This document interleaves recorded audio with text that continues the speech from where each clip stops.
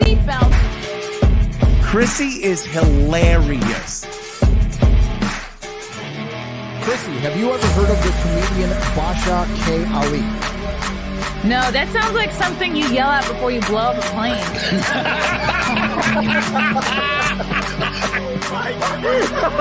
Basha K. Ali!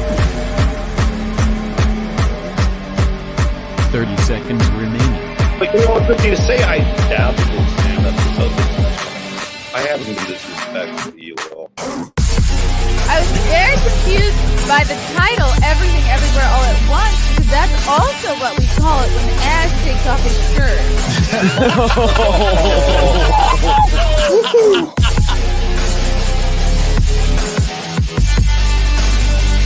I shouldn't be up here.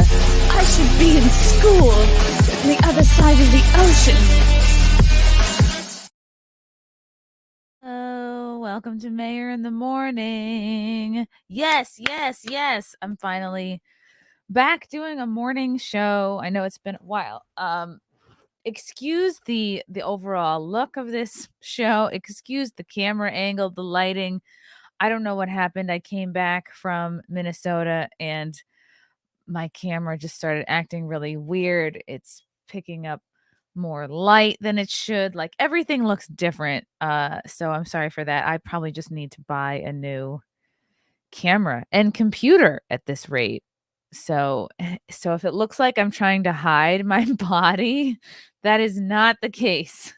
If it looks like the camera angle is higher than usual, but I thought that would help pick up less light. I don't know what I'm doing. But if you're looking at this and going, wow, Chrissie's really trying to hide her pregnant body. I know that's how it looks, but it's not. Hello, welcome. I'm only 7 minutes late today. That's pretty crazy. I'm not going to talk too much about being pregnant because I know that's boring to a lot of people, but I'm finding like I was prepared for my pants to be tighter, but I was not prepared for the sleeves of things to get tighter. So I don't know what the hell is happening to me that my sleeves are now tighter. That might be a concern. It's all good. It's fine. My body is just doing what it wants, and I am just a spectator at this point. Fun. No, it's going to be a lot of jokes. I'm going to get a lot of material from this. I already have my shows this past weekend on Long Island. I had a couple new pregnant jokes. So that was exciting. I got more shows coming up, y'all. I'm going to be in Florida at the beginning of December, Sunday, December 3rd. I'll be back at the Side Splitters Comedy Club out there in Tampa. I love Side Splitters. I'm very excited to go back. And it's already freezing cold here in New York. I had to scrape the ice off my window this morning before going to the gym. And that usually doesn't happen until much later, like maybe December. So everyone's saying it's going to be an early winter. It's going to be a bad winter. And I see the signs. I see it happening. Then I'll be off to San Diego January 5th and 6th of 2024, headlining the Mic Drop Comedy Club. There'll be 3 shows that weekend. So get your tickets now. Go to ChrissieMayr.com. Please and thank you. What kind of candle, you ask? Oh, it's a Yankee candle. It's called Kitchen Spice. Not to be confused with members of the 90s band. Oh my God. Yeah. What was it called? My God, the pregnancy brain is real. There was Sporty Spice. There was Baby Spice. The Spice Girls. Yes. Thank you, brain. So Kitchen Spice, I guess, would be the Spice Girl that didn't want to go on tour and just wanted to stay home and cook for her man. She didn't make it into the band. Deranged Lunatic. What's up, Deranged Lunatic? Chrissy, are you doing any more movie watch parties? Yes. I don't know if I'll be doing one this Friday. I have just a lot of family stuff going on that I can't really get into a lot of detail right now. But Kitchen Spice is Trad Spice. I'll see. It's looking towards maybe not a movie watch along. this Friday, but I want to do more of them. So just like sit tight. I enjoyed them very much. I think they're fun. So yes. Okay, there's so much going on. There's so much news. Oh, I want to say first, thank you to. I thought this was going to be part of Mailbag Day, but then I was like, this is from Latvia. I better open it because Latvia is just, you see something from Latvia, you get a little concerned. You go, I don't know where that is. You have to Google it. It's somewhere in Europe. But this is from Todd Showalter, whose radio show I did a couple weeks ago. And this shirt, he sent me this wonderful shirt that says cancel this. Thank you, Todd. I can't wait to wear this to the gym. And have people look at me quizzically. Okay, yes. I'm going to post a gym workout video later too. It's not going to be pretty. I'll tell you that much. Everything's getting big. I'm in my second trimester, I guess they say. It doesn't feel real. Like it just feels like I'm getting fat. It doesn't seem like anything's really happening. But things are happening. Okay, this is big news. So a stand-up buddy of mine, Taylor Tomlinson, got picked to replace James Corden as the next late night host after Stephen Colbert. This is big news. This is very exciting. I am genuinely very happy for Taylor. I met Taylor in 2017 when we were both working on Punchline on Fox. I think I met her before 2017 because we were both on Laughs on Fox. And we were both like mutual friends of Steve Hofstetter, who was sort of directing, producing that show, Laughs. And so that might have been 2015 Laughs. And then Punchline came in 2017, and that was out in LA. And Punchline was just kind of similar to At Midnight, where it was very exciting for me. I've told the story before. I was flown out to LA for the first time. Didn't get to see the sights or anything. I stayed at the house of one of the PAs who was working there. This lovely woman named Hillary let me stay in her spare bedroom. And I was there for, I guess, maybe 3 days. We shot a bunch of episodes. You wake up in the morning, you get your writing prompts, your monologue joke prompts, and then I would just go to a coffee shop and write for hours and hours until 3 or 4 o'clock, where I would go back, shower, put makeup on, and then go to the studio. And then you run through with the lawyers what jokes you can actually tell, which jokes you can't. So that was a really exciting. That was my first sort of, I guess, maybe second kind of mainstream TV credit that I got. But I'm very happy for Taylor. Let me pull this up. I was so shocked that CBS didn't pick somebody black for this. I was blown away. Let's see. Let's play this little ditty. Has announced the new late night series, which will take over the 12:30 time slot right after my show. There is currently no host for After Midnight, and that is a tough gig to fill. I mean, we're still trying to find a good host for the Late Show. And After Midnight, and for this show coming up, we'll need someone who is, I don't know, fun, likable, young, in touch with online trends, and available every night of the week. So the search is on. And if anyone knows of anyone, please do not be shy. How old does Stephen Colbert sound by saying online trends? Hi. Now, folks, the one thing that... Stephen. What? Hey, Stephen. Taylor Tomlinson, one of my favorite comedians. Taylor, why are you in my audience interrupting me while I'm in the middle of looking for a new host? I was just thinking, I can do it. Yay! I guess that's how they announced it. I wouldn't know. I don't watch Stephen Colbert. Neither does anyone else. I'm really excited for Taylor. I might actually dip a toe into watching late night television again.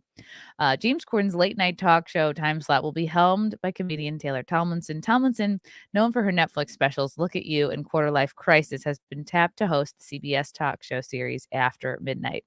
I got a job, Tomlinson, 29, wrote Wednesday night on Instagram. The big reveal was announced on The Late Show with Stephen Colbert, as Colbert will serve as the executive producer of the series, launching in 2024. Yeah, they actually had another clip.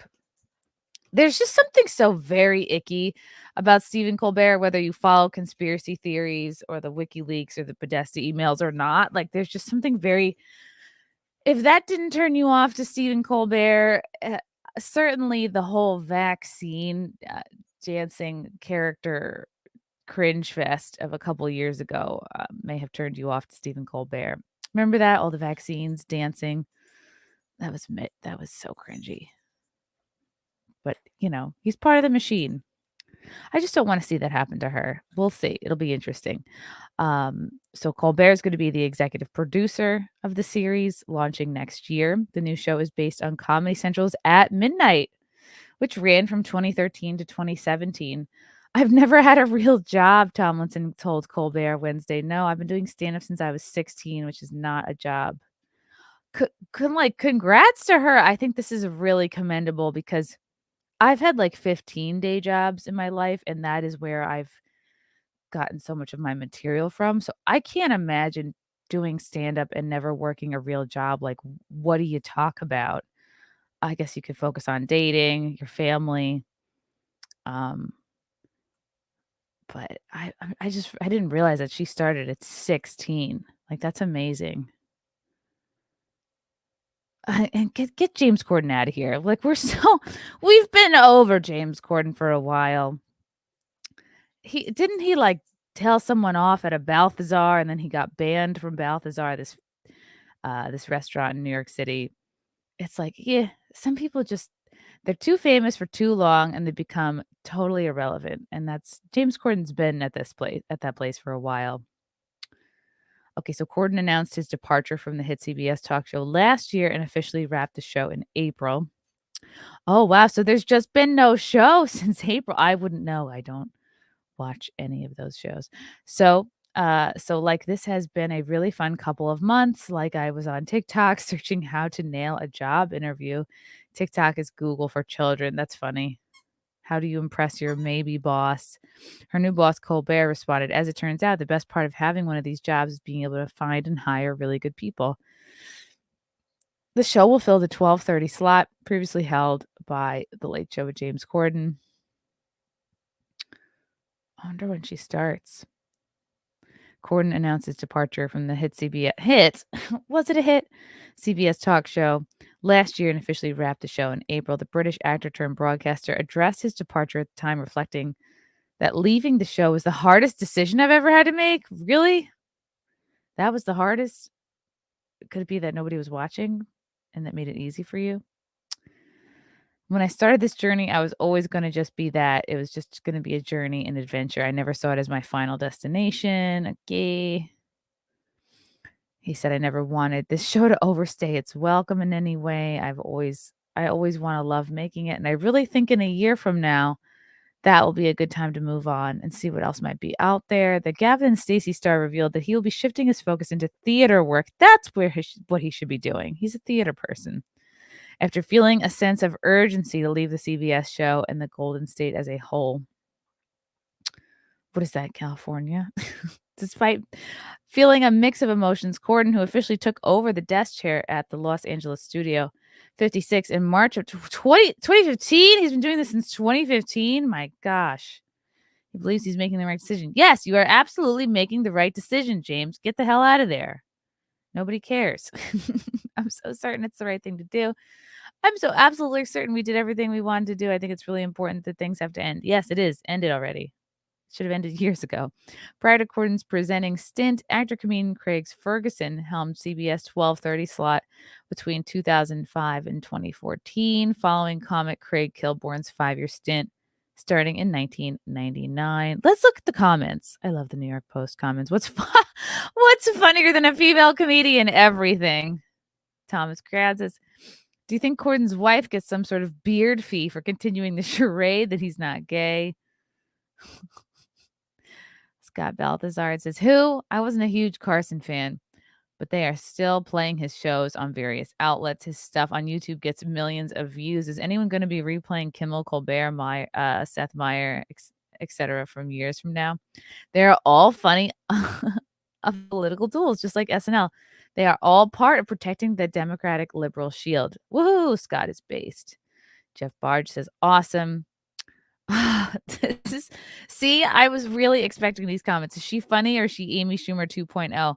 Most people do not listen to or watch stand-up comedy, period. And if they are, they're certainly not really seeking out female comics. So for 95% of people, the only stand-up comic they know that's female is Amy Schumer. At some point, unless you're a female comic that's been around longer than Amy, like Kathy Griffin or Maria Bamford or whatever, somebody else, Jessica Kirson even. If you're younger than Amy, you're going to be compared to her at some point in your stand-up career. That's most people's basis of comparison is the Schumster. She'll fail too, unlike Igor tapping with one finger from mom's basement. There's nowhere to go but up after the miserably unentertaining James Corden. I agree with this person. Carson and Letterman will never be matched. These late night fools only know how to make fun of Trump and Republicans. That is what I'll be interested to see with Taylor, because I don't know her stand-up material to be particularly political. So I wonder if she will feel pressured to, or she will be pushed into making political jokes or steering the show into a political way. I mean, this is CBS. It's part of the liberal media conglomerate. Certainly, I mean, if she can step away from the pack of people just doing Orange Man bad, I'll be very proud and excited. But again, like, she's just the host. You don't know what other writers are involved. You don't know what the executives want or don't want. I don't know a single person that watches late night talk shows. Do you? One good thing Corden has ever done is mock his carpool karaoke. Yeah, I agree with that. Congrats to her. Corden's show is losing more than $20 million a year while he was hosting. Annual production costs were $65 million and ad revenues were $45 million. Can't imagine ad revenues improving with an unknown host. Well, that's the thing. She's unknown to people who don't watch stand-up, which is most people, I think. Buzz Lightning says she's hardly unknown. She's actually one of the hottest comedy acts out there. She's young, essentially non-political, and sharp on her feet. I'm 64. I think she's quite humorous and personable. They're like, we only wish that she was black or gay. She will have to do, Barry says, she will have to do political humor. I was lucky enough to see a clip of her premiere. Here are some one-liners she uses in the monologue. Trump is fat. No, he has to have made these up. Okay, this guy, I don't think she actually wrote these. Years ago, we had some really decent legacy hosts who were litmus tested for years. I was a huge Carson fan and have yet to see anyone man enough to fill these shoes. The young people today want fairy dust and confirmation bias hosts, not truth comedy. And I wonder just if Taylor will be creatively stifled by the executives and the constraints of the show. I would not like to see that happen for her because she's really talented. I don't watch late night talk shows anymore, but I know this new host will fail and the show will tank and the ratings. These companies still haven't learned to stop going woke. A woman as a late night host has never been a hit in America and never will be. I can't wait until I read about her being replaced with a more traditional host less than 6 months into her new gig. Well, everyone is very negative on this. Oh, people miss Craig Ferguson, apparently. If Colbert had a hand in hiring her, you know she will be garbage. Oh, no. Just another watered-down mainstream media show that follows the don't touch the Biden administration directive. Ugh. Expect bland, predictable, politically correct material that's better suited to a woman in a government luncheon. Whoa. Late night TV overall is struggling, so this is not an easy job to do. This is going to be an uphill battle. There are 4 struggling late night shows competing for the same demographic, leftists, while a 5th show, Gutfeld, is courting a different demo, centrists, and in first place. From a business perspective, you would think they would try to take Gutfeld's market share. It will never happen due to liberal blindness, but if anyone in entertainment had brains and courage, they would pivot to offer more centrist programming. Yeah. I agree. Wow. Yeah, this person thinks she's a good choice. She isn't political. She doesn't work blue. Though much of her humor is a little racy, it's never crude. Taylor has the ability to cross demographics with her humor. I'm in my 70s. I find her refreshing and humorous. Her humorous view of what it's like to be a young woman today. That's nice. You're never going to get another Leno. You're never going to get another Letterman. So it's like, it's kind of stupid at this point for people to just compare everyone to Jay Leno and David Letterman. They were icons. They will always be icons. They were amazing in their own time. And here's the thing, like, would a Letterman be able to make it today? I'm sure he said a ton of politically incorrect stuff. Project Taco. I have a tiny gray spotted triop named Teeny. Should I wait till it dies before getting a tattoo of it? What is a triop? Is that a trans person? It depends, Taco. Like, do you have other tattoos? Are you a tattoo person? I need more information. Deranged lunatic. Damn, she's kind of hot. She is kind of hot. And she's only 29 years old. She's doing great. Matthew Hammond. Craig Ferguson was the best and should have taken over for Dave Letterman. So then who did? Didn't they try to shoehorn? No, Conan. They tried to have take over for Leno, but then Leno wanted his job back or wouldn't leave. I feel like Conan got kind of screwed over. 200 Watt Studio. Craig Ferguson was the best late night show since Carson. Thank you, 200 Watt. 200 Watt again. Another female late night host. Haven't they learned their lesson from Carson Daly? At least they're bringing in an actual stand-up comedian, unlike the whole Lily Singh debacle where they just brought in a YouTuber. I think they learned not to do that again.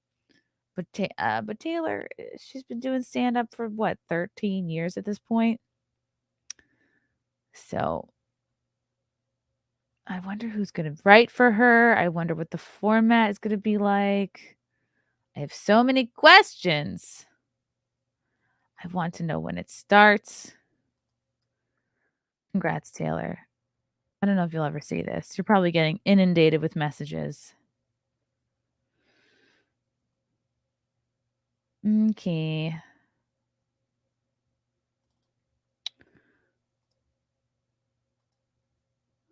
Oh, yeah. Here's a tweet. Here's a little video from where Taylor's saying she's never had a real job.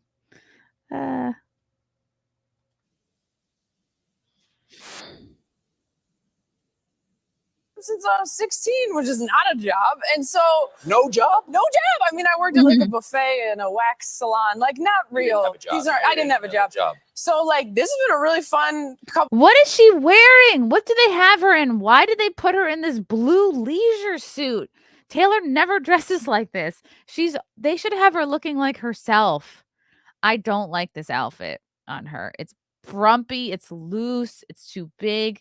On stage, she's always in like a tight pair of jeans, a cute little leather jacket or a pleather jacket. And like I don't like that they're making her look like corporate. Ugh. I don't think this suit was her idea. Couple months, like I was on TikTok searching like how to nail a job interview. TikTok is Google for children, and like how to impress your maybe boss. Like Oh, you did. I want to show them this photo. Last night after the show, I called you to tell you I had the job, and I also told you the best part of having one of these jobs is being able to find and hire really good people. And this is the moment that I told you that you had the job. Oh.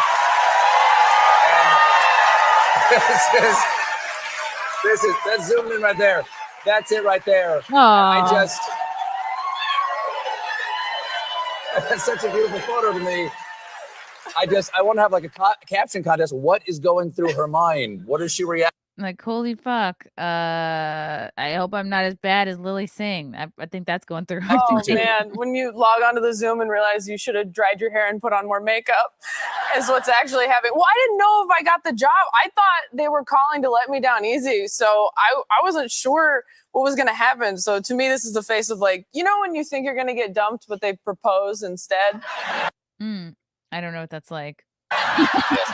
Taylor, if I was letting you down easy, I wouldn't have called. Listen, Yeah. I suspect Bear. just from the general vibe here that you might be 1 or 2 years younger than I am. And I'm just curious. He's like, I wish you were a lot younger because if you know, you know. Before HR stops me, may I ask how old you are? I'm almost 30. I'm Wow. right there. I'm almost 30. You're wait, hold on. You're 29. I'm 29. So if you don't know who I am, don't worry. I barely know myself. I'm 59. You are more than entire Taylor Tomlinson younger than I am. And I don't find that upsetting at all. When exactly is your birthday? Saturday. Saturday. Yeah. What a great birthday present. So like in a couple days. Scorpio. Wow. Well, happy birthday. I got you a network show. Taylor Tomlinson, thank you so much. Ladies and gentlemen. I wish she could take over for Colbert. That would be cool. I'm sick of his dumb face. Ooh. Oh, right. Joan Rivers had her own show too before Lily. I mean, but Joan, she's the GOAT. She is the GOAT. It's her dad's jacket. She used to be married. Unless Taylor is a bisexual woman of color. No, I can't believe they went white. And I can't believe they went straight. What is this world coming to? Picking someone white? I don't understand it. K-Max, what's up, K-Max? The late night show's worst part is the interviews of the guests. So rehearsed and rushed. Celebrities are boring to be interviewed. I agree. I'd rather talk to real people. What's up, Junior? They should have given the show to Alex Stein. Oh, that'd be great. I would watch. But they can't control Alex Stein. He's like what? He's a wildebeest. Okay. Yeah, this is like I have a sort of rosy glow today. The other day I was looking kind of orange. They should have gone with a black lesbian in a wheelchair. Mm-hmm. They did. She was very much in a Hillary Clinton costume. I would like her to look like herself on the show. They did the same thing with Lily Singh. They put her. She was always in like colored pantsuits. James Sharp, Taylor needs to watch out. They stole her outfit from Hillary Clinton's wardrobe. Arkansas is a concern. Arkansas? Is that a word? Yeah, she does look very Hillary-esque. Anyway, I am excited for Taylor. I can't wait to watch. Let's see, when does After Midnight start? Google it. Oh, all right. Now I'm getting results for 12-hour clock. People think I'm literally asking about time. Okay. I'm using a Brave browser. Okay. When does she start? Vulture.com. Will you tell me?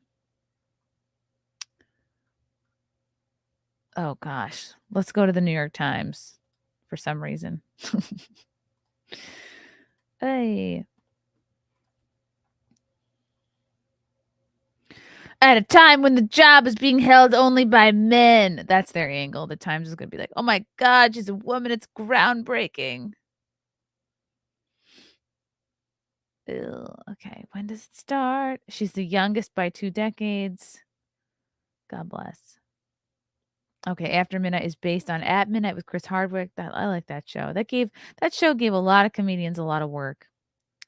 Canceled after 4 years. It had a panel of comics. Okay, it's going to start in 2024. So no month yet. Oh boy. Yeah, she has really worked hard the last 6 years. She's really fucking crushed it. She got with the right management. She has everything going for her for mainstream success. She's not saying anything wrong publicly. She's not going to any January 6s. She's not really insulting various racial groups. All the things that I'm doing, she's not. She's got a bunch of specials. Okay. The list of women getting such opportunities on network television is extremely short. Joan Rivers was the first one. She became the host of a short-lived Fox series in 1986, and then they didn't try another woman until 2019 and with Lily Singh. But that was abysmal. Ugh. Okay. Oh, this is Inside the World of Comedy, according to the New York Times. Okay. Interesting. Okay. I'm excited for Taylor. I hope they don't have their fucking, they don't have her nuts in a vice, you know what I mean?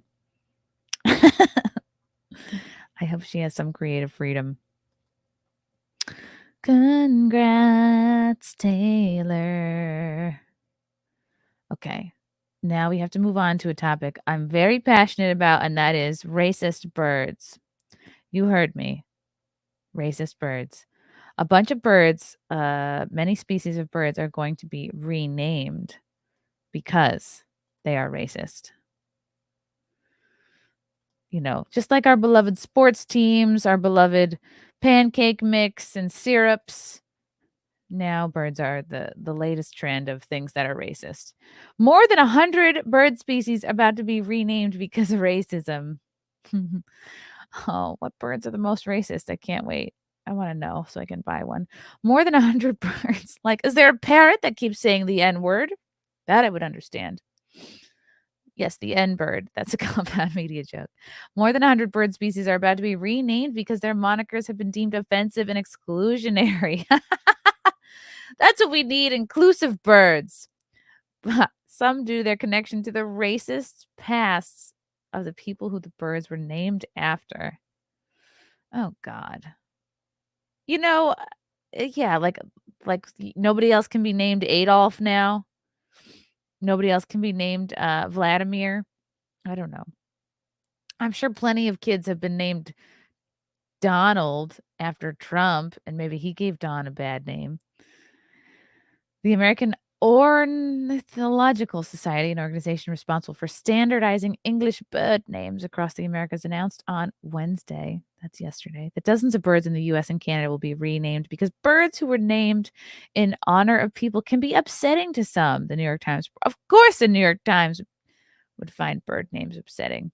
There is power in a name, and some English bird names have associations with the past that continue to be exclusionary and harmful. Give me a fucking break. Colleen Handel, the society's president and a research wildlife biologist with the U.S. Geological Survey in Alaska, said, "We need a much more inclusive and engaging scientific process that focuses attention on the unique features and beauty of the birds themselves," she added. "Everyone who loves and cares about birds should be able to enjoy and study them freely, and birds need our help now more than ever." So what? Are there like a lot of Black disabled lesbians who don't want to study birds because they're offended by bird names? Do we have a lot of trans birdists out there getting turned off by the industry? Like, what is causing this? What is causing this? We've come to understand there are certain names that have offensive or derogatory connotations that cause pain to people. Everything causes pain. Life is so hard. Let's rename everything. And that is important to change those, to remove those as barriers to their participation in the world of birds. Oh my God. If the name of a thing is keeping you from wanting to study that thing, then you probably are not all that interested in that thing. She continued, NPR. Some of the birds who will be affected include such fine feathered creatures as Gamble's quail, Lewis's woodpecker, Anna's hummingbird. What's wrong with Anna? What's wrong with Lewis and Gamble? Bullock's oriole, Bewick's wren, and many more, NPR noted. The Audubon's Shearwater, who was named after the famous bird illustrator James John Audubon, will be among those renamed. Because Audubon was a slave owner. Okay. Who adamantly opposed abolition. I mean, but how many years ago was that? Unless the birds are pro-slavery, what's the big deal? Maybe they are. Maybe the birds are pro-slavery. Okay. The Scots Oriole will get a new name because it was named after the U.S. Civil War General Winfield Scott. Scott led a force of thousands who removed the Cherokee Indians from their land as part of the Trail of Tears. Again, who cares? Like, do most bird people, are they also huge history buffs too? That's making a lot of assumptions. Wow. This is like the pushing over statues part of birding. Oh, I don't like the statue of this man who's been dead many, many years and who I would never have heard about if it wasn't for this statue. The move to change the birds' names comes from birders who are upset about the connection to historical. How many birders were upset here? I bet it was like 3. In 2020, following the death of George Floyd, was there a George Floyd bird? The organization received a petition from the Bird Names for Birds group, which pointed out that the names were isolating and demeaning reminders of oppression, slavery, and genocide. Oh my God, this is ridiculous. Can they name one of the birds George Floyd? Whichever bird loves fentanyl the most. I should be in charge of naming birds. We're really doing this to address some historic wrongs. Judith Scarl. Ugh. Now I'm learning the bird community is extremely woke and liberal. This is very disappointing to me. The executive director of the American Ornithological Society said, and that adding the change will engage even more people in enjoying and protecting and studying birds. No, it won't. Okay. You know whose name they better not change is the titmouse, because that's the name of a bird. That'll get people more interested in birds. Which one of them are named after tits? This is so ridiculous. These are not things that actually keep people from studying birds. The renaming of birds is expected to begin next year. Starting with 10 birds and eventually working to 70 to 80 birds. The new birds' names will be based on their habitats or distinct features. I bet there are some OG birders who were like, yeah, I'm not going to call it the new thing. I'm going to call it the old thing. Just like sports fans kind of roll their eyes when they have to refer to the Cleveland Guardians. So effing gay. Even the birds look like, I don't give a fuck. Call me whatever. Does it really matter? Like, you guys are offended by everything. Get a job.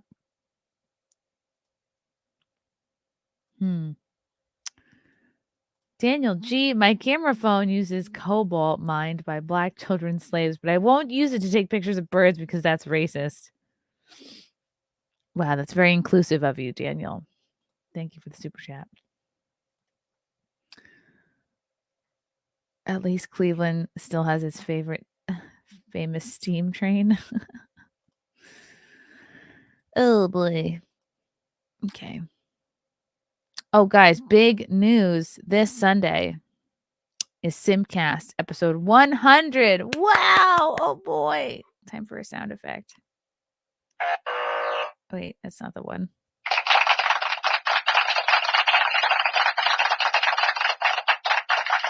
Simpcast 100 is this Sunday, November 5th at 10 p.m. Eastern.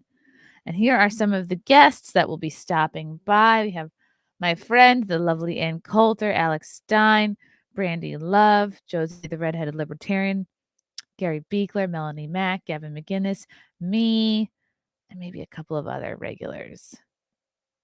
Yes, Gavin and Gary in the same stream. They are very cool with one another, despite what some people think. All is well. They will not. There's no hard feelings there.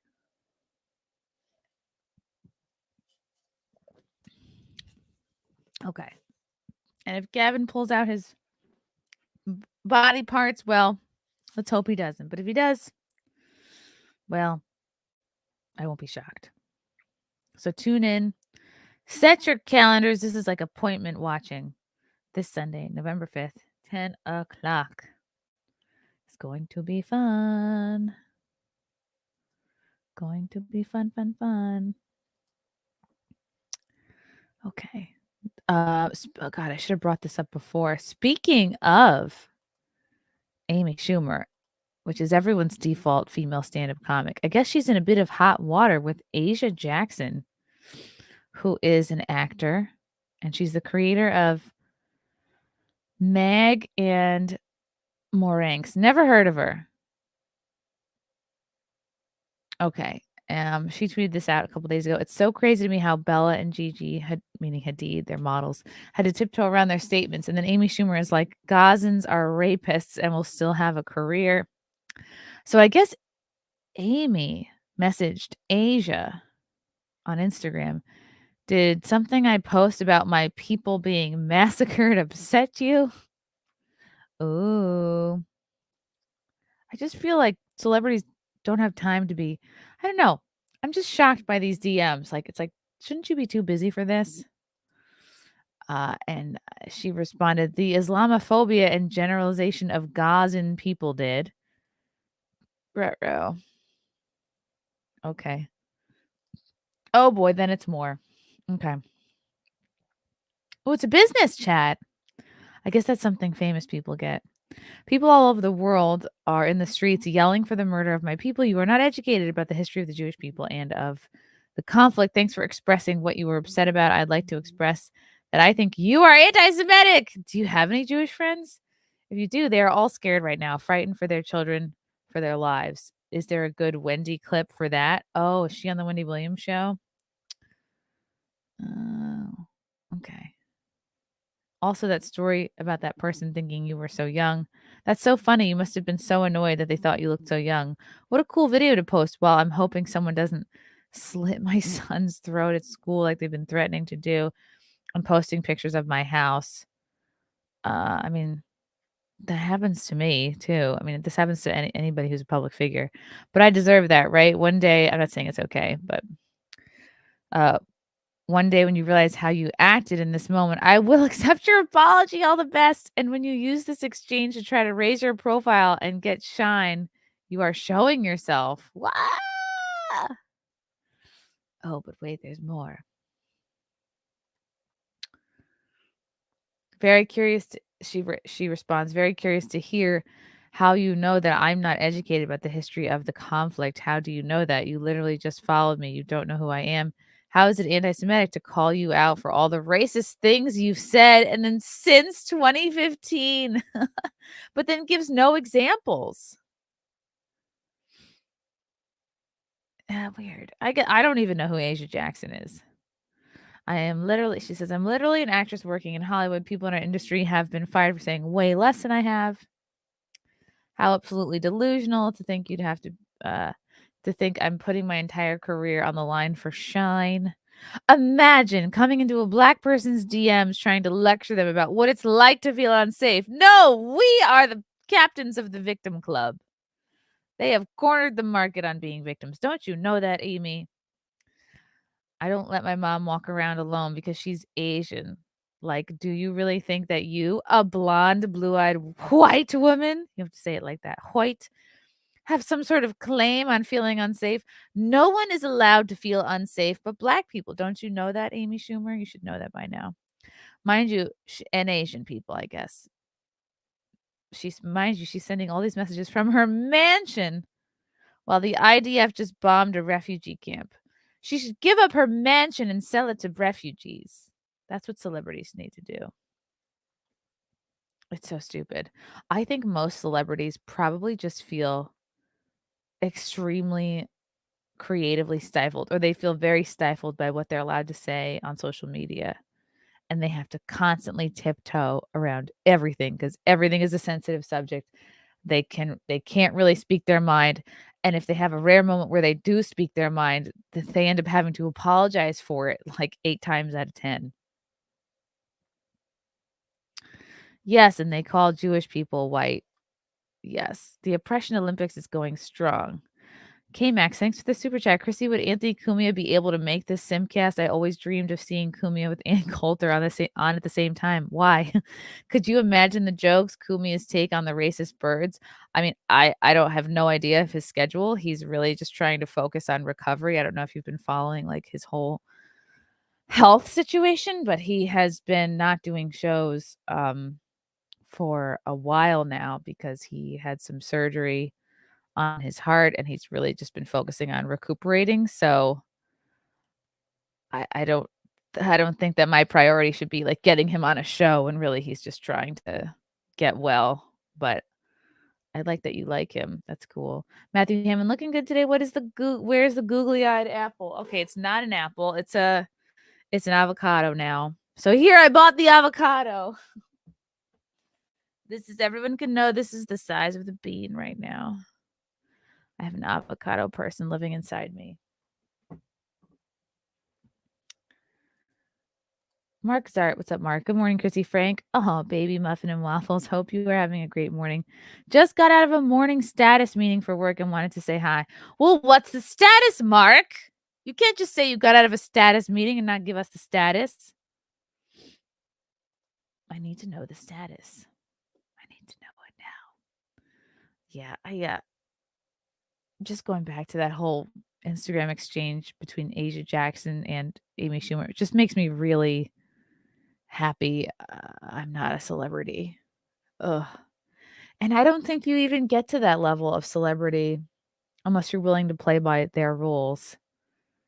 Like, I don't think there's a version of me or a version of Alex Stein or a version of like Anthony Cumia that is at that level because it just the powers that be, I don't think would allow it. I don't know if that's negative or black-pilled of me, but I don't know. I don't have googly eyes, people. I don't know. If you want to send me googly eyes, I will accept them, but okay.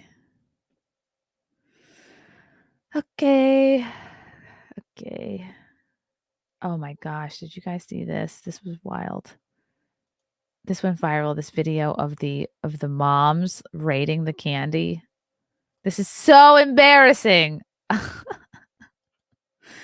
Country musician Cody Tate calls out moms for raiding Halloween candy bowl outside his house. I wonder where this is. But first of all, look at this.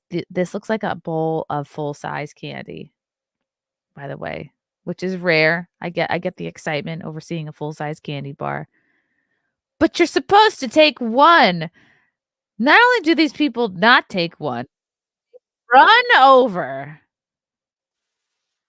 They're like fucking animals, like a bunch of rabid raccoons. Like not even a second thought do they go, they take one and they go, do I want to take two? They just immediately start shoving handfuls of these full candy bars into their bags. What a disgusting example of humanity right here.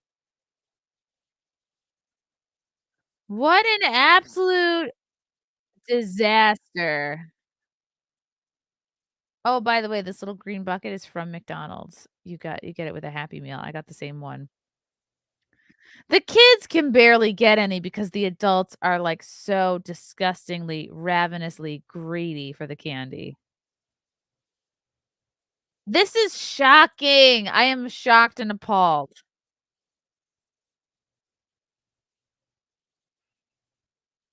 This is absolutely. Oh, and he checks to make sure everything is gone. That's so gross. They should be so ashamed of them. The adults should be so ashamed of themselves for this. Wow. They have no scruples. Oh, you guys couldn't see the video? Okay, good. I get to play it again.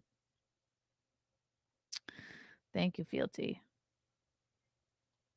StreamYard changed recently. Like, it used to be I would have to click one button and the video would come up, and now you have to click multiple buttons. Okay. Look at this.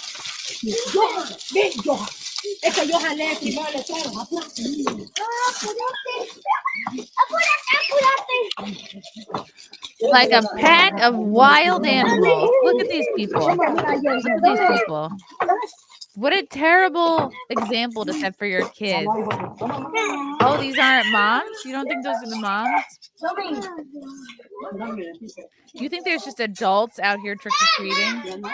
The guy checks, make sure everything's gone. Disgusting. Is this a whale? Nice, it's a dolphin. A mother and her family, yeah, I think maybe it is a family, are being slammed on social media after video captures them wiping out an entire bowl filled with Halloween candy in front of a country musicians. Okay, this is in Texas.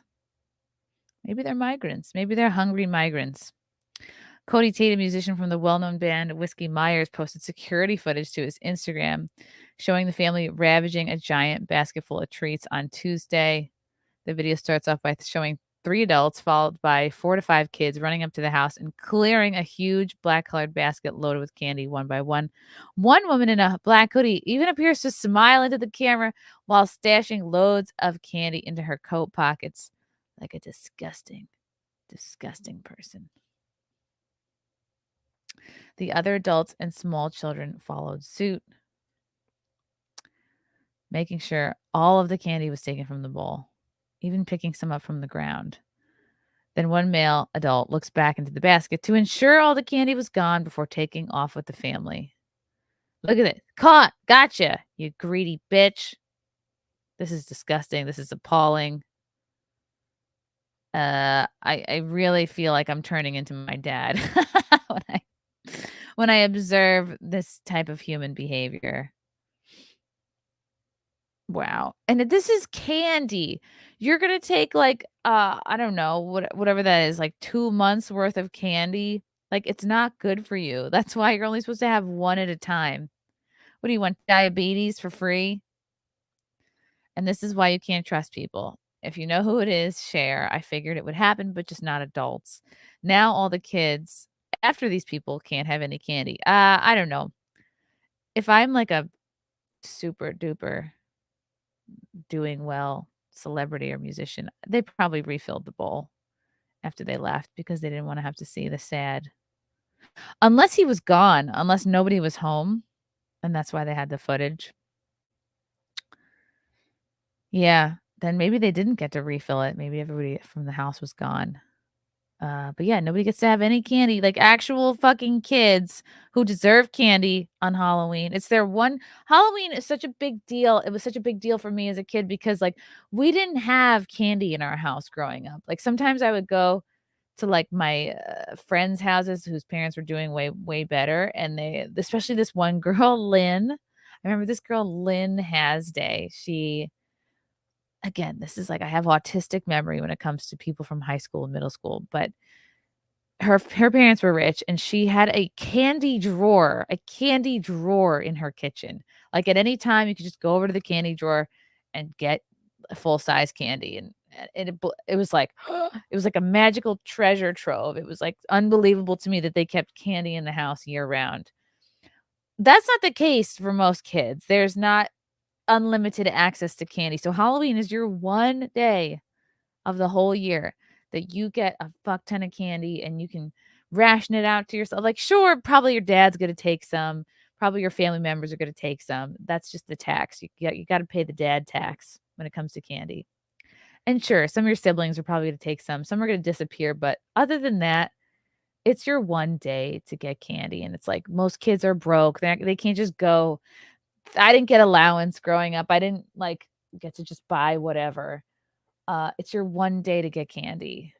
And these dumb fucking selfish adults just took that away from these neighborhood kids. And setting a horrible example for their children. Like when I went trick-or-treating the other day with my friends and their kids, like the parents that I knew, they're going out of the way to be like, no, just take one. That's what a good parent does. Because that's the spirit. That's the spirit of Halloween right there. No, just take one. And then you're afraid of getting yelled at. Wow. Viewers of the clip didn't hold back and expressed how cruel they thought the adults were being. These women should be embarrassed. I'm glad you put them on blast. I agree 1,000,000%. Blast away. More blasting. The blasting will continue till morale improves. This guy, what a despicable. And he's in decent shape. Why is he trying to eat candy? That's not going to be good for your gains, pal. Next time I feel like a lowlife, I'm going to remember this video, a viewer said. I wonder how many of those other houses they did this to. Pathetic. You can't have nothing nice nowadays, a person commented. Just hours before the video went up, Tate first posted a picture of the black basket filled to the brim with candy in front of a sign that says, please take one. Happy Halloween. Go Rangers. Could it be possible that this family was not Rangers fans? Could it be possible that they were, what's the other Texas team? Are they maybe Astros fans? I doubt it. It would be funny if they rolled up in all Astros gear, though. When the Rangers are in the World Series on Halloween, sorry, little ones, gotta go. Oh, is that why he wasn't there? He was at the game. Okay. The post captioned. The post was flooded with comments from users who expressed sympathy for Tate after seeing what eventually happened to the candy. Wow. I'll say Cody Tate, a member of the Whiskey Myers band, expressed disappointment in the adults and asked for the public to identify them. Though in a bittersweet change of events, Tate posted on his Instagram story footage from his security camera showing a neighbor Tate posted on his Instagram story footage from his security camera showing a neighbor re-pouring a bag of candy into the black basket hours later. That is so sweet. One of his neighbors checked in and refilled the basket. Oh, bless his heart. That's good karma for that man. There are still good people out there. Neighborhood Scott for Halloween MVP captioned the video. The adults in the video have yet to be identified, probably because they're illegals and they're not on social media. They don't have jobs. There's no way for anyone to find them. There, I said it.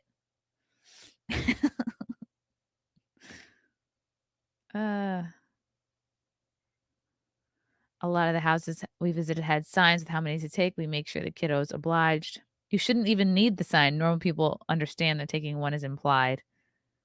Well, we also shouldn't have signs that say wash your hands after going to the bathroom, but we do.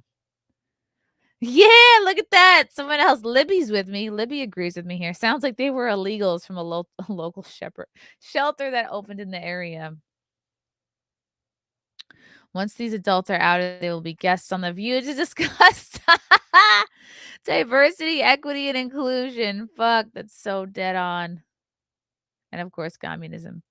This is how traditionalism dies. If you're incapable of participating properly, then stay home and be miserable alone. If you can't integrate into a society, then you came to this country to exploit and steal and not to assimilate. See, this isn't about Halloween. This is about immigration. This more context online. This is a gated community. These people do not live there. Sad, since it is not unknowing kids doing this, but rather parents teaching this to their kids. Yeah, that's disgusting. Here's the note on the door asking people to take one candy each. He went with full-size candy, so one per kid is reasonable. Oh, I was at houses where they had many, many, many candies. It's also saying take one each. So obviously they're doing well. They can afford a full-size candy moment. Wow. It's shocking how many people drive their kids from their part of town to the more affluent neighborhoods to trick or treat. Oh, this is gross that people do this. I mean, when I was a kid, you'd be excited to trick or treat at a house that was decorated really well. I didn't really, like, you could sort of tell who was doing well. Like, obviously the bigger houses, those families are doing better. But like, I was excited to be like, man, they have a sick display. I'm going to go check that out. But I guess people are really doing this. They're driving people to rich neighborhoods to steal all their candy. That's disgusting. My aunt had over 200 kids come by. Maybe 10 lived in the subdivision. Weather kept our trick-or-treaters to a minimum. Anyone want some candy? But in the past, we've had hundreds showing up that we know didn't live anywhere near here. They park in the church parking lot a few blocks up and send the kids out. They're like ravenous little locusts, and the parents do nothing to stop them. Okay, I'm actually not opposed. Like, let's say you live in a dark dead end or something, or you live in an apartment building. Let's say you live somewhere where there is like no trick-or-treating. I'm not opposed to taking your kids to a different neighborhood, but again, you have to still take one. Like, don't be an asshole and clean out the whole bucket. Prisons are also gated communities. Wow. I'm like really upset about this. This has been this way for decades. The affluent neighborhoods always give the best candy, even sometimes money. Also, all those kids who live in rural areas have somewhere to trick or treat, so why wouldn't they go to better neighborhoods? You don't see much trick or treating in the ghetto. That used to happen in our neighborhood. Then a group of mothers got together and started up the hay wagons, a trailer with hay for the kids to sit in as they drove around each street. That works perfectly. They pass out balloons for the houses that want to give out treats, and those are the only houses they stop at. This year was the 5th year. They had it on a Saturday night. Every parent has to sign up for their child to ride in the wagon. Best idea ever. Oh, that sounds cute. Wow. When did leaving an unattended bowl of candy rather than opening a door and saying, "Why aren't you a scary bunch?" become tradition? Not saying the behavior was less than reprehensible, but traditions have been dying for a long time. Yeah, I mean, I guess if you leave a bowl of candy out, you are leaving yourself vulnerable to being cleaned out like that. However, I just think it's more this shows you what humanity is capable of. Like, don't they say you are who you are when no one's watching? I know there's a much more eloquent way to say that, but there is a phrase along those lines of like, you're your true self when you don't think you're being watched or something. Wow. It's just gross. It's gross that the parents are doing this. Like, I could understand a kid getting very excited about candy and like, holy shit, they still shouldn't be wiping out. Like, maybe there's an alternate universe where it's only kids wiping out the bucket, and then they get back home, and then they're like, "Wow, where'd you get all these from?" And then they tell the parents, and the parents like, "That's fucked up." And then the parent goes, "Get back in the car. We're driving back to that house, and you're gonna put all this candy back." That would be a teachable moment.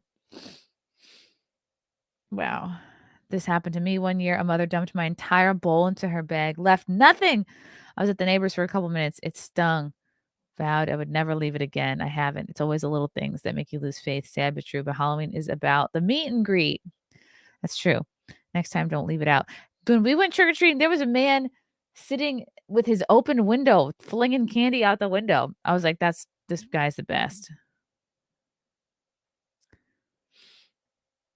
Yeah. The sad thing is that these kids are learning the behavior from the parents. I am overweight, so I can say this mother does not need any more candy. She'll probably have all this finished by the time they get home. Yeah, these kids were on the subway the next day selling the candy for $1 each. Is there a subway in Texas? Oh my God, I love these New York Post comments. Strong symbolism. Illegal immigrants who believe the U.S. owes them everything, stealing benefits, cash, housing, health insurance from the pool of candy, taxpayer money by hard-working Americans.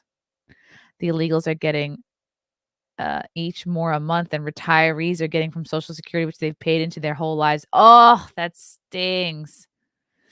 It's appalling to go to a government benefits office and seeing a large percentage of young mothers asking for benefits for their foreign-born children, healthy young men and women, while sometimes their own citizens are ashamed to ask for help. Yikes. Someone's like, "Did you check their passports?" It's like, no, I can just look at them, okay? Wow. Oy. Yeah, I heard that our taxpayer money was going into giving the illegals, like, cash cards, like Visa cards or whatever, like prepaid cash cards or something. I'm like, where's mine? They get phones, they get clothes, they get cash cards. Oh, look. I look like I'm driving on the road. Okay. See, I get messages on my phone thinking they're important texts, but it's just like, voter alert. Vote now, November 7th. Okay, I will vote. MK Solid. What's up, MK? Shocked Amy Schumer is defending her own people, probably because she needs attention. And it's a good opportunity to show your victim status. That Norwegian guy, proud of you, my long lost Scandinavian cousin. I wonder what part of Norway my grandmother is from. I used to know. Good, I missed it. Wow, you're a new member. Congrats. Welcome. Norwegian guy again. My mother had a candy drawer too. Oh, somebody was doing well. Only it was called the spice rack. I downed a mouthful of pepper before I realized it wasn't sugar sprinkles. Ew. Big Raj, member for 16 months. Hey, Chrissy, glad you got the onesie. You sent the onesie? Oh my God. Thank you, Big Raj. It's so cute. It's the first. Do you guys want me to get it? Hold on. I'm going to get it because some of you haven't seen this. Hold, please.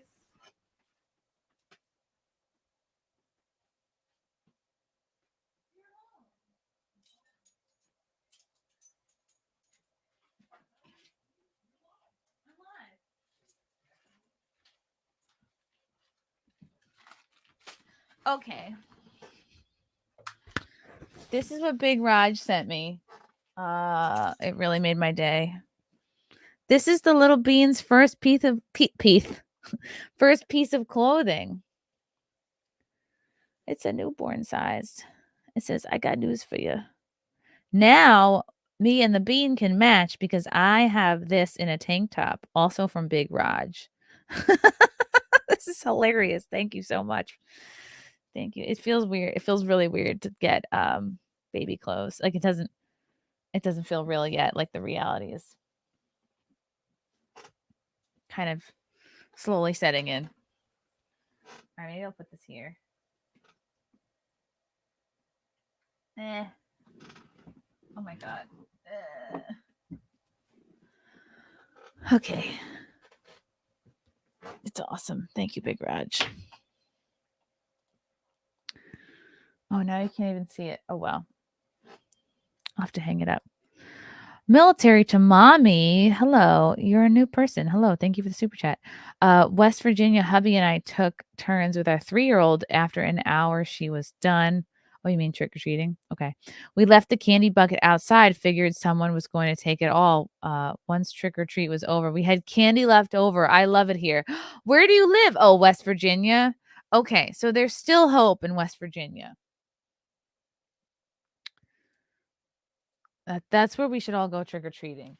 This is what I made these for, not the trick-or-treaters, but I made these for my wet spot show last Monday. And I put little stickers on them. And I gave them out to the different guests. And I had a couple different, like, big packages. And I had to, count them all out. And in both instances, there were fewer Skittles and Starburst than all the other types of candies, which okay, now I kind of want to eat these. Don't. I had so much the other day. Mark, sorry, I'm betting those people weren't from here. Yep. That is what it looks like. MK Solid, thanks for the super chat. In the years to come, migrants who steal and cheat are going to be literally everywhere. 10 million of them are here since Biden. Oh, that's a lot. I hope some of them are into stand-up comedy.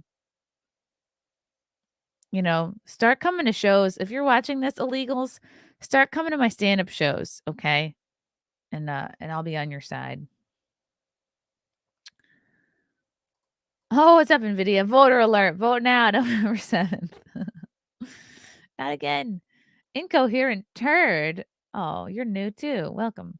Thanks for the super chat. In Portland, there is a Mexican food cart area, and many of the business owners would use food stamps to buy product at Walmart to resell. What? Dang. A fellow blue state person.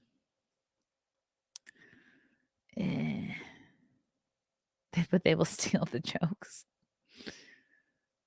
Oi, that's a lot. 10 million is so much.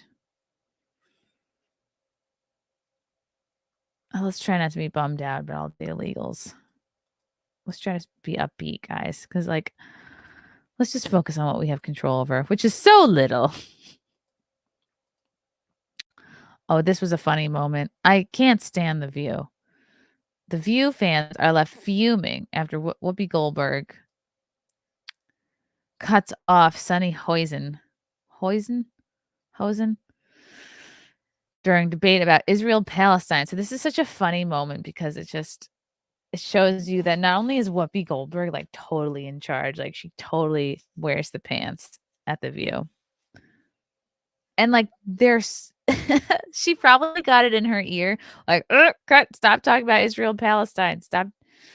It's too divisive, but they're very comfortable talking about an array of other liberal and Democrat talking points. It's just funny where they pick their battles. So this is a fun video. Hamas and the Palestinians. Hamas hasn't had a free democratic election since 2000. And that deserves rage. They are overpowered by a terrorist organization. Who's that new blonde person? So the Palestinian people have not elected their government. No. That's they're the one living thing. in subjugation by Yeah. Oh, so And she's the like other a thing- Palestinian Israel for apologist. this Well, the Is other that what thing she's is doing? There They could have be been killed. illegal They could be killed for occupations. saying I'm gonna this. There stop have you been for a illegal sec. I'm gonna settlements. stop you I'm gonna because, stop you. He's. We have to go to break. He's telling me I need to tell you to shut the fuck up. The Taylor Swift tour. Yes, Taylor Swift. Let's talk about Taylor Is a Swift, hot ticket. please. That some people are paying top dollar for. And one mom wrote into Dear Abby because she's mad that her friend sold her daughter a ticket for $900, even though the woman only paid $300 for it. Is this woman How obligated rude. to lower the price because it's her friend's daughter? Shouldn't the woman have said, I'm not paying that much? Hamas. I wonder if they got notes about that they're too politically divisive. Probably because their views are probably horrible. I just think that's so funny. Like, shut up. I'm being told by the men that you have to. They can hear people turning off their TVs. It's that many. Wowie.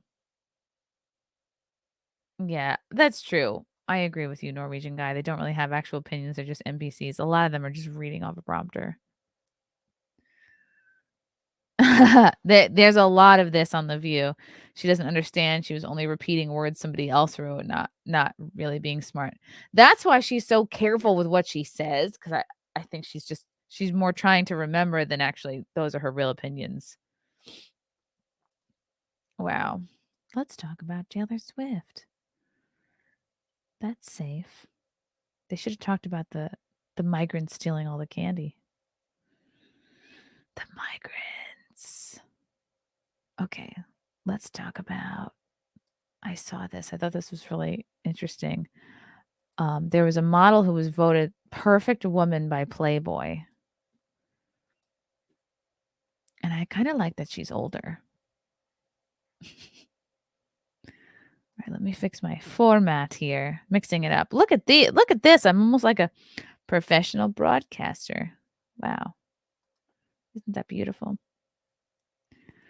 Model voted perfect woman by Playboy admits she spent $300,000 on cosmetic surgery and says being beautiful is the secret to better life. It is. Everyone knew that already. Model Janina Pretzels Perez's 35 has more than 53,900 Instagram followers. She's Brazilian. Of course she's Brazilian. She's had high definition lipo. What is that? Then just the haphazard lipo that just sucks up at anything and everything. Now they just lipo from very specific places. She had 2 nose jobs.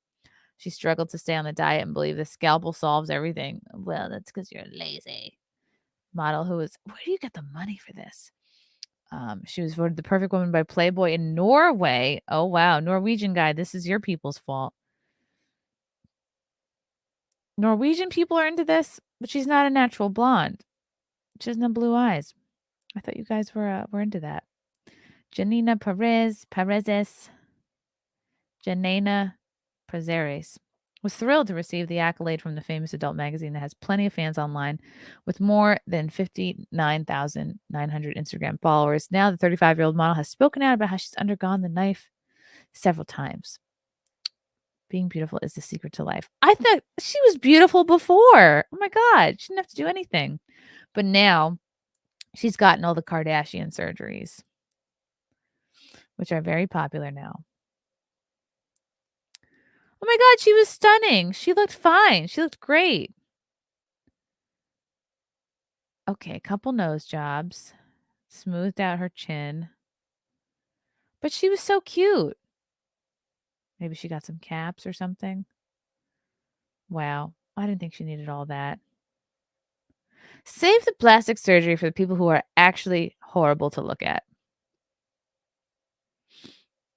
Like, she went from an A to, I guess, an A+ in her opinion. I think she was at an A+ already.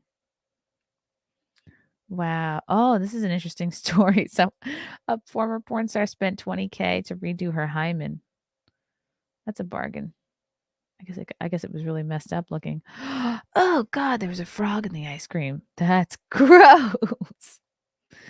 I love feeling more beautiful. I always try to make myself esteem high, she said.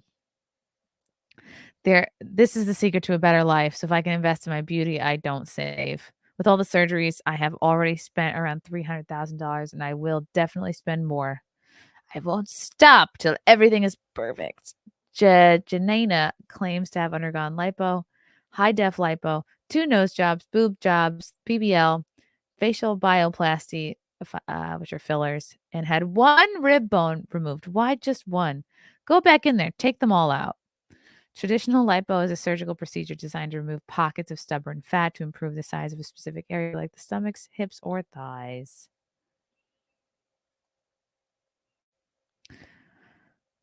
Okay. Typically, traditional lipo removes fat evenly across the treatment area for a sleek look. High-def lipo uses similar techniques to those used in traditional lipo. However, high-def lipo involves, maybe this is just one big ad for high-def lipo. This procedure involves the surgeon approaching the fat removal process differently from traditional techniques, precisely sculpting the treatment area to improve its contours and muscular definition. So she's cheating. Janina has also undergone non-invasive procedures. We have to take advantage of what medicine offers. Yes, it's medicine. Choosing to have surgery is a strategy as I am unable to dedicate myself to dieting. Boo! I tried different diets. I realized that some help immediately, but for me, it's not. Oh, yeah. Oh, it's so hard to diet. Just suck it out. She does look great. She does look fantastic. Oh my God. I think she fucked with her face too much. Too much lippy. Boobs look great. Body looks great. Feet, eh. Okay, here she's sitting on a rock. They are very regimented and become difficult to fit into the routine. I think the scalpel solves everything easier. The diet requires us to adapt to a new lifestyle, and I'm not willing to do that. The model reiterates that it's necessary to always choose a path with beneficial results for the body and the soul. Also, keeping on top of her mental. Yes, the mental health is so crucial. She has weekly appointments with a psychologist. How does she make all this money to afford all this therapy and all these surgeries? What does she do? Does she do OnlyFans? I think it's essential to go to therapy. It's an incredible and an effective methodology. Well, I want to hear what is wrong with you that you're in therapy for. Like, that would make you interesting. Tell me about some trauma. The most important thing is to have care and love for ourselves and not be so critical. Oh, and not get like 10 surgeries. Here I am at Vegas. Looking golden.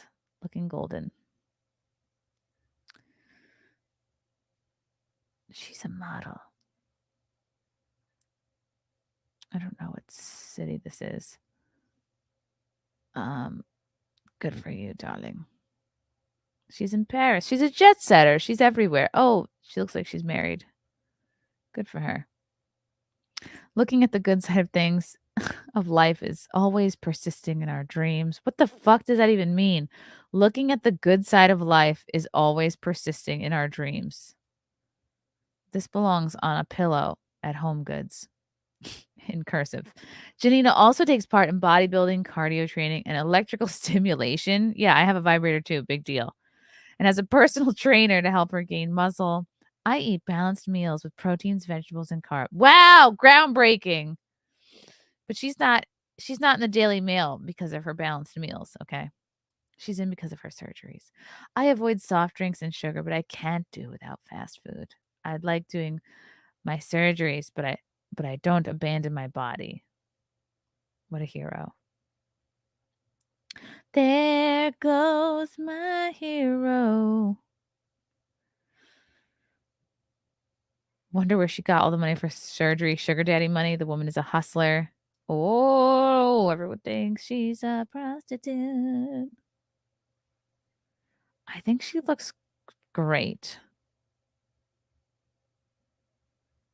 I think a lot of women are petrified of aging.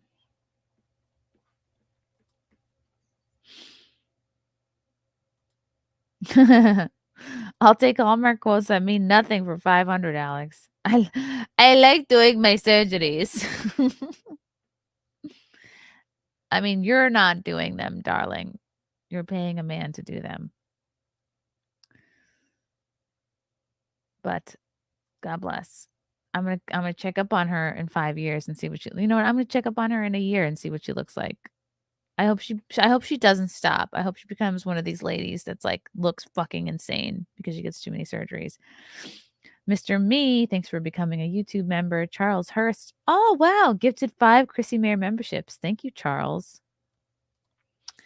Isabella Live. You look great, Chrissie. Ah, shucks. Thank you, Isabella. I don't know if you were here earlier in the stream, but I was talking about I put the sweater on and even the sleeves are tight. So that's my body update for the day. Matthew Hammond, should you, Josie, the redhead libertarian, Libby Emmons, Lauren Chen, in a rotating cast create an alternative to The View and go live at the same time that they do? Should we? I mean, you'd have to ask all of those people and whoever would produce the show. A lot has to happen to create a show. Simply just being interested is not enough. Someone would have to want to produce it. But I think actually Roseanne is going to do a show to compete against The Review. Let me see about that. Hold on. That I am very excited about. Let me go to news.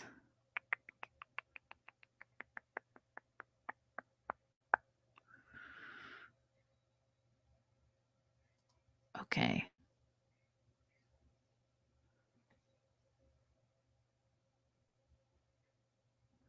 Okay, no, I haven't seen anything about it. I haven't seen any news about this yet. Let me go to Twitter.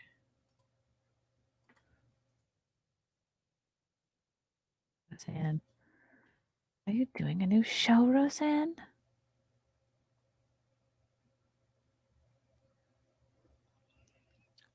She's promoting Public Square. That's good. Oh, wow. Let me see. Oh, I would love to see a press release about this.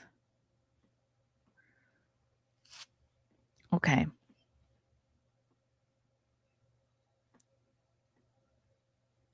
Oh, wow. This is a great tweet from DC Drano.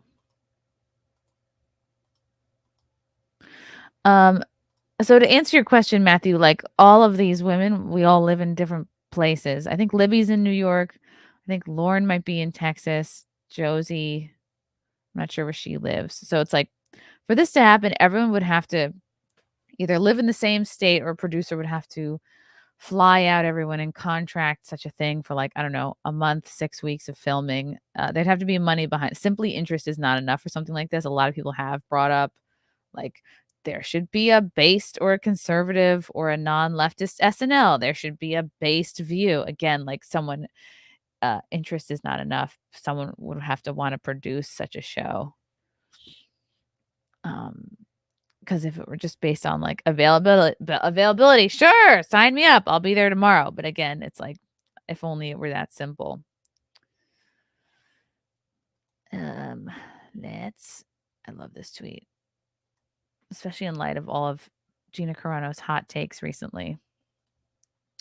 I just want to note for the historical record that there are 2 women who have sacrificed more than almost anyone in the America First movement to stand up for what's right. Roseanne Barr and Gina Carano.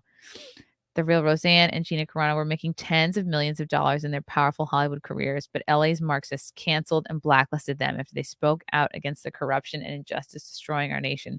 I know the road may seem rocky now, but they have earned their places in American history as true, selfless patriots. They should be proud of themselves because we are quite proud of them. Plus, I have a good feeling that they will have the last laugh. Yes! That's dope. I have not seen anything publicly about Roseanne doing a new show, but now I want to find it.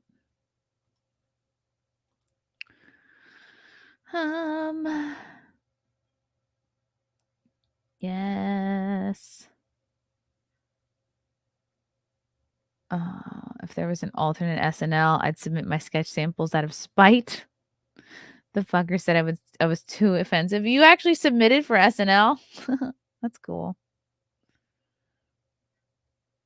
Tim Pool has talked about doing a competitor to The View, but he says a lot of things. Yeah, I heard him talking about that earlier this year, but again, like, you would have to fly people out and really schedule a chunk of time,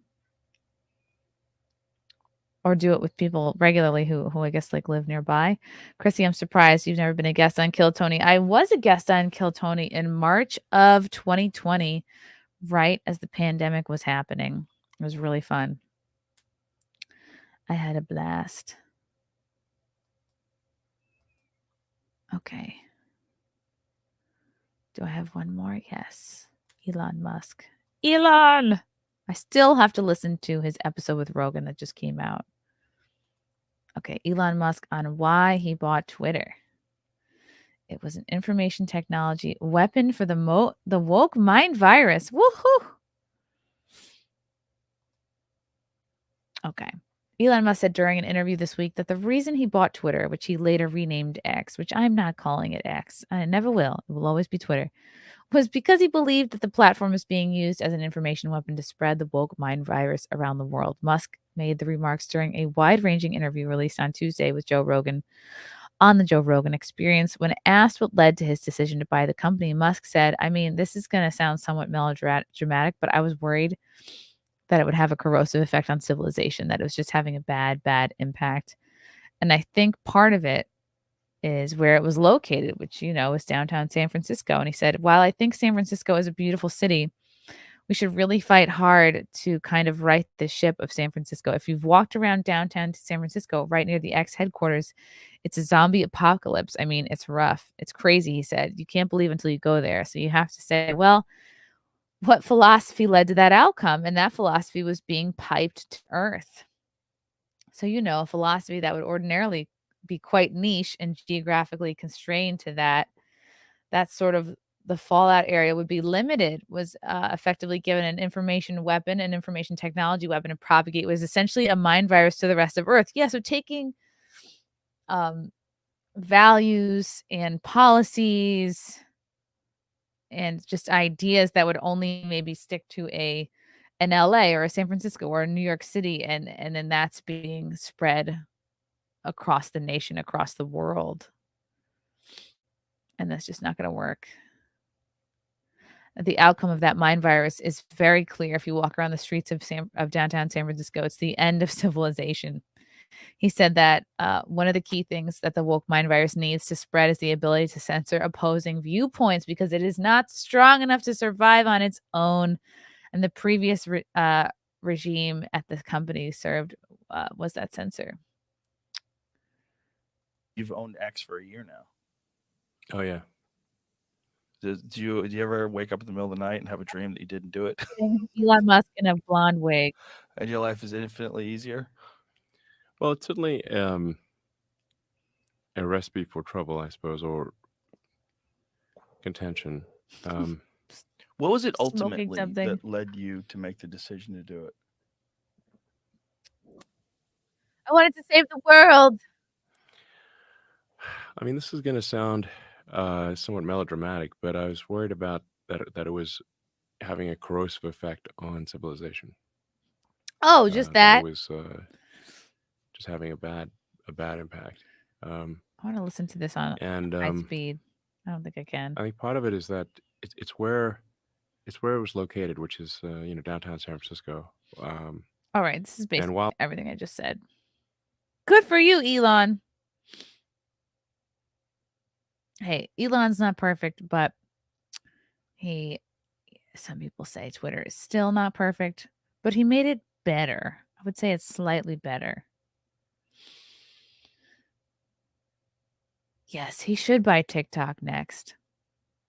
That would be great. Is that the end of the article? Wow, basically Musk saved freedom of speech for the Western world. Woo.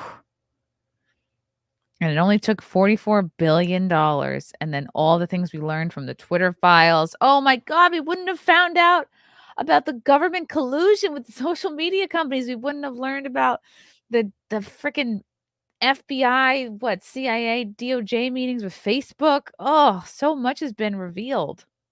All because Elon bought Twitter. He should bring back Vine. I agree. I think he should move. That would be cool to move Twitter out to like Texas or something. Move it out of San Francisco. And people, right, of course, people are still banned. People are still getting banned unfairly, censored unfairly. They do need to get a handle on that.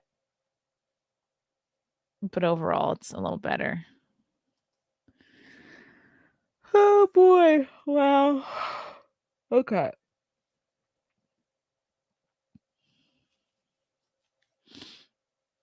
I am old school. I imagine Electric Circus on Much Music was before your time. Oh, okay. I thought that was relevant.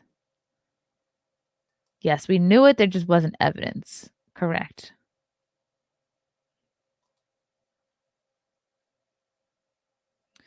I've been able to call more people retarded on Twitter without being banned. That is a huge plus. That's my favorite word. That is my absolute favorite word. All right. I'm looking at the New York Post. I'm trying not to talk about the migrant crisis. Only things that are fun. But it's hard. It's hard to find only fun news. Oh. What is this? Something about De Niro. Okay, let me pull this up. Robert De Niro finally has a comedy hit, but this time the joke's on him. Is this a new project? Robert De Niro hasn't made a decent comedy in years. Yeah, no one's made a decent comedy in years. A flurry of big paychecks in exchange for humorless cinematic crapola. The drought of yucks, however, is over, though it's not coming to a theater near you. Ooh. It's unfolding this week in a Manhattan courtroom as the A-list actor faces off in an absurd civil trial against his former longtime personal assistant, Chase Robinson, over back scratches and air miles with the backdrop of the simmering catfight between the women in De Niro's life. As a bonus, it includes a few plugs for bingeable classic shows. Even De Niro's attorney acknowledged in court that this trial is going to be a little like a movie. And it's already given the focus group, otherwise known as the jury, some decent chuckles, according to those who saw their reaction. Ew, he looks so old. Why not a little Just for Men? Oh, that's Chase Robinson. Okay. I thought it was a man. Usually in cases like this, it's the celebrity getting sued. Think Lizzo being sued by her dancers for allegedly body shaming them and making them attend a sex show in Amsterdam. I love that story. This time it's De Niro doing the suing. What is he suing for? In 2019, the Oscar winner's actor's production company sued Robinson, his assistant of 11 years, alleging she raided company coffers for Ubers and floral arrangements, took his airline miles without permission, and binge watched Friends and Schitt's Creek during work hours. Oh my God, but what do you expect the assistant to do during downtime? She was with you for 11 years. Like, just be, I don't know. She countersued saying he was the boss from hell, citing bullying, misogynist behavior, and workplace harassment. Wow. according to Robinson, the Hollywood legend asked Robinson to scratch his back, cracked jokes about his Viagra use, called her twice during her grandmother's funeral because, well, he wanted her to book a ticket for his son, and made her Uber him for a what? Made her Uber him a martini from Nobu at 11 p.m. One of the many round-the-clock requests he regularly made. Hey, for my last boss, he made me empty out a bedpan of his while he was in the hospital. Okay, so I love hearing about ridiculous requests from bosses. Yes, it's as petty and entertaining as the sensational Gwyneth Paltrow trial, minus the parade of shoppable high fashion.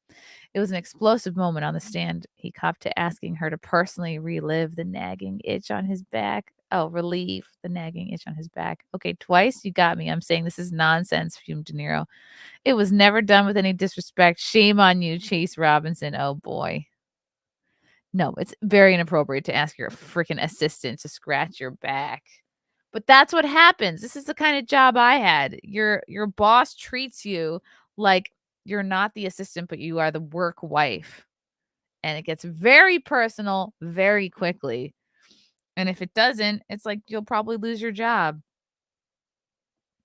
Like if you don't say yes to it, like I understand being in that position because I was in that position. You just feel like this is what I have to do to keep my fucking job. Their working relationship ended when she quit on April of 2019, and the aggrieved ex-assistant said their relationship took a nosedive when she tried to negotiate a 2-year severance, asking for health care and even a press release announcing her departure from the company. But according to testimony in court papers, frictions first started with his new girlfriend, Tiffany Chen, entered the picture in 2018. She thinks she's your wife, and I'm tired of her rearranging things and throwing my stuff on the floor in chaos whenever she decides she wants to be the lady of the house. It's very bizarre. And it really has to stop, Chen texted, according to court papers.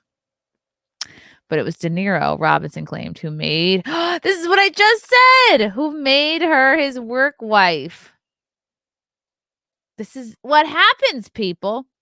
De Niro, for his part, who since 2016 has been on a self-important I Hate Donald Trump media tour, comes across as rather Trumpy, self-centered, and lacking self-control. During his testimony on Tuesday, De Niro conceded that he called Robinson petulant, snippy, and an effing spoiled brat. The whole case is nonsense. It's ridiculous. I wanted my things back. That's all I'm asking. Return my things. Return my air miles. Enough is enough. I wanted her to do it in reason, not take 5 million miles. Oh, shit. I mean, what is Robert De Niro going to do with 5 million airline miles? He can afford them. Come on, give them to your damn assistant. The indignity of the Oscar winner, who, according to his ex-wife, was worth $500 million, dragging his former assistant to court to betray his privacy and whine about air miles. It's almost as bad as making Dirty Grandpa or whatever Jada Smith is currently doing. Maybe Robinson took some extra airlines. Maybe she took liberties with her expenses. Maybe she binged on Friends. But it was De Niro who also took advantage of her, requiring her to work from early morning until late at night.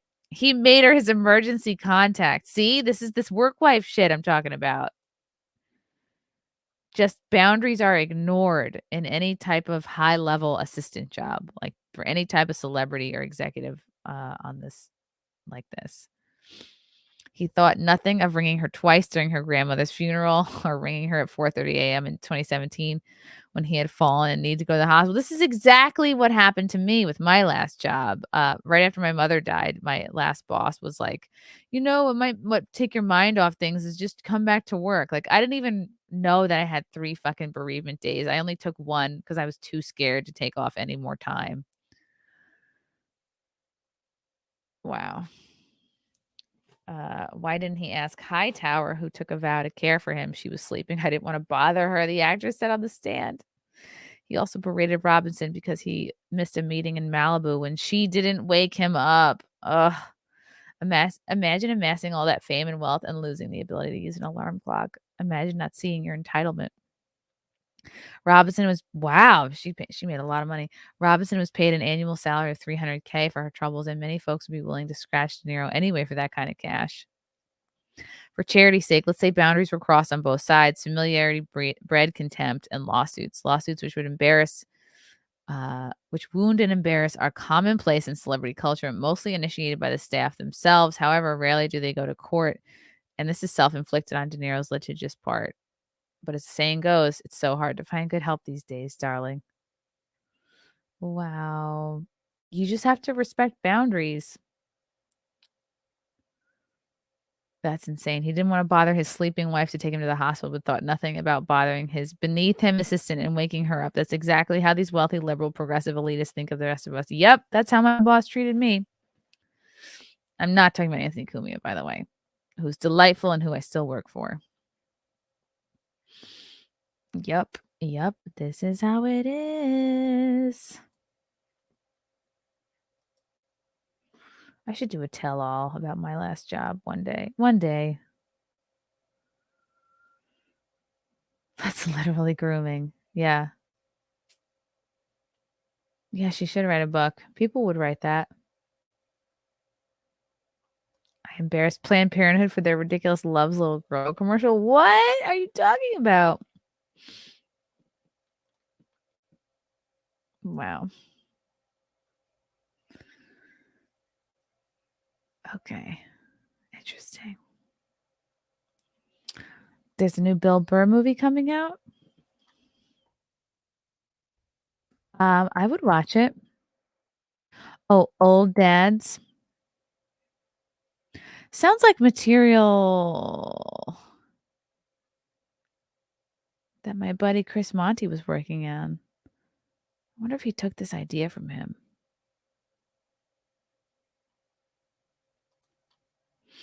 Okay, let's read this. When does it come out?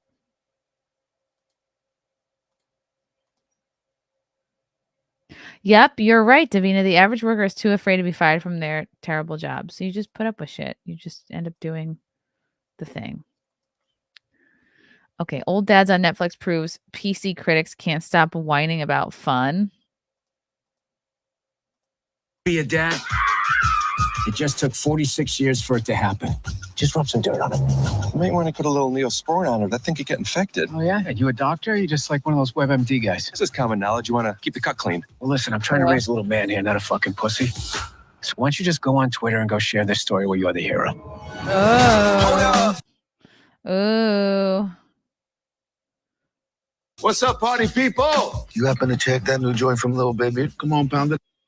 I'm already a little bored, but I'll watch it.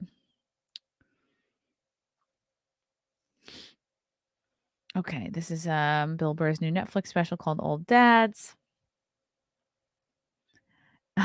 Here's a sample of the critical kvetching on the innocent little film that dropped October 20th. Oh, so it's out already. An unfunny assault on PC culture. So then I'll watch this. I'll do a review. Watching a bully punch down at a sordid cultural strawman and the cringy equivalent to the old man yells at Cloud Simpsons gag turned meme. Sheesh, it's a run-of-the-mill, enjoyable diversion that will have zero cultural impact, good or bad. It's being demonized like saturated fats or a gas-guzzling Hummer. How dare you not be power of the dog, they shout. Martin Scorsese would never, they bemoan. The Wall Street Journal and the New York Times, to their credit, mostly like the movie. Nevertheless, Old Dads currently holds a dismal 23% critic score on Rotten Tomatoes after 40 reviews. I don't actually believe, that's why I was turned off by the preview. I don't actually believe a dad would tell a kid to physically rub dirt into a wound. I think it's more believable that a dad would be like, you'll be fine. Like, get over it. That's a lower rating than some far worse, borderline unwatchable Netflix comedies such as Jennifer Aniston, Adam Sandler, Torture, Instrument, Murder Mystery 2, and The Corked Bottle of Pinot that was Amy Poehler's Wine Country. I've never even heard of these two movies. Why must the movie mafia so mercilessly pick on this one? Could it be that Old Dads is nothing more than a mischievous bit of fun whose naughty jokes butt heads with the increasingly scolding school marmish cultural gatekeepers? The film's polar opposite 88% audience score, a real flip of the bird to the colleagues on the aisle, would suggest so. Viewers, surprise, surprise, love watching today's oh-so-sensitive lecturing types get pilloried. In Old Dads, which Burr also co-wrote and directed, the brash comedian plays a California man named Jack who's married to a younger woman and becomes a first-time dad in his late 40s. Now 51, the firebrand is unwillingly exposed to a parade of West Coast millennial parents' hippy-dippy values, trigger warnings, and a goopy obsession with feelings at school. That would annoy me too. Every time a wimpy 30-year-old fellow dad criticizes criticizes his hands-off old-school style. Jack bluntly eviscerates them with an insult. He cracks mean jokes about soggy paper drinking straws that save turtles, do-nothing startup companies run by moronic 25-year-olds. He works for one. And the ubiquity of preferred pronouns. Burr, who alongside Bobby Carnival and Bokeem Woodbine also take on the cancel culture and its habit of exposing hypocrisy. Well-tread territory, sure, but Bull's barstool persona provides plenty of laughs. Okay. And many other. It's reasonably well made. All right. Cruel jokes about other generations are nothing new. Older comedians taking aim at the changing mores of the young have been a staple of humor forever. Don Rickles, Joan Rivers, and Dame Edna Everage forged hugely successful half-century-long careers doing exactly that.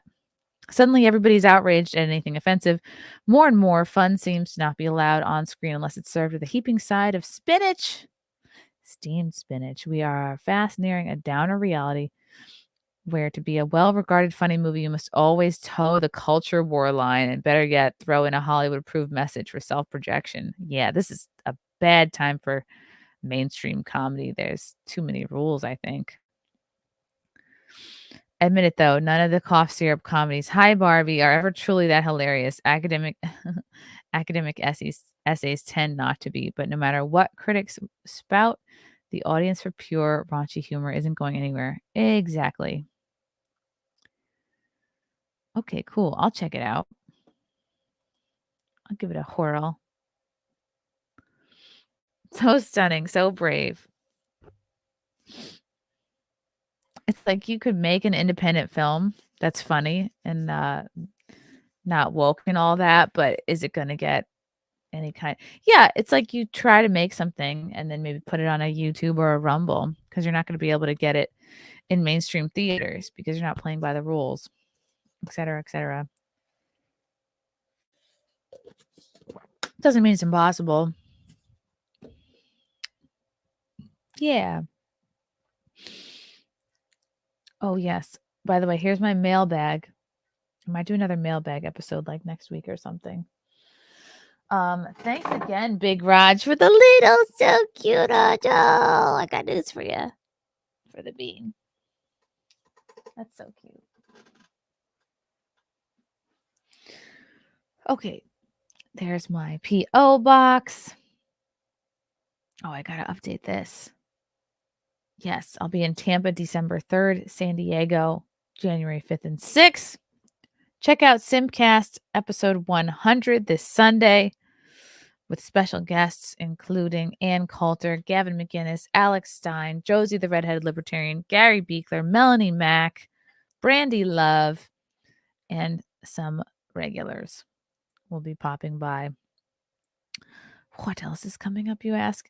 Friday Night Tights tomorrow, Friday, 4 p.m. Eastern on Neurotics channel. Oh, Saturday is Carmaxla's birthday. And then Wet Spot, of course, this Monday. I may be having Jenny Tay and Madeline Moon on as guests, but I have to confirm them. Oh, and then it's Election Day next Tuesday. Oh my God. And then it's my birthday next Saturday. So much is going on. Thank you guys for watching Mayor in the Morning, and we will catch you next time. Bye.